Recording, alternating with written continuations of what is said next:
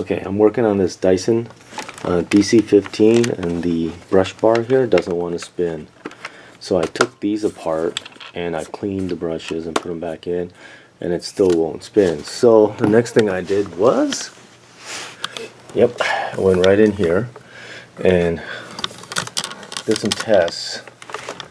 I got a pretty cheap continuity meter, and I turned it on, and I should get, if I have continuity, it should be that. So I'll leave this right here so you guys can see it. Okay, right there. Okay, so the first thing I did was I tested the blue here, put one on the lead here, and put one on here, and let's see, was it, come on baby,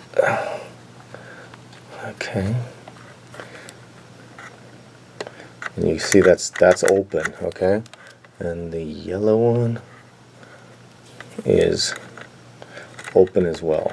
So you know it should be 0, but it's not reading anything. So what I did was I undid this front cover here to expose more of the wiring. I took another one of these Torx bits off, and I pulled it out, and I'm pulling, and there's one of them. One of the wires is busted, and I can only tell that it's probably busted somewhere else in here too. And this is a very very thin wire, so I'll probably disassemble these pieces and recrimp some new wire here and see if I can run it. Okay, we'll see what happens. Okay, I got it back together, and I used black wire because that's all I had. So it's not this color. What I did was I marked one of them with a different color, so when somebody takes it apart, hopefully they'll figure out that it belongs. I cut the grommet under here to make it fit, and then now I'm weaving it, and I'll get some zip ties on it later, but really I want to just see if it works. Okay, so let's try that. Okay, here we go, moment of truth. Let's see if it works. I'm going to lower it a little bit and see if the brushes roll.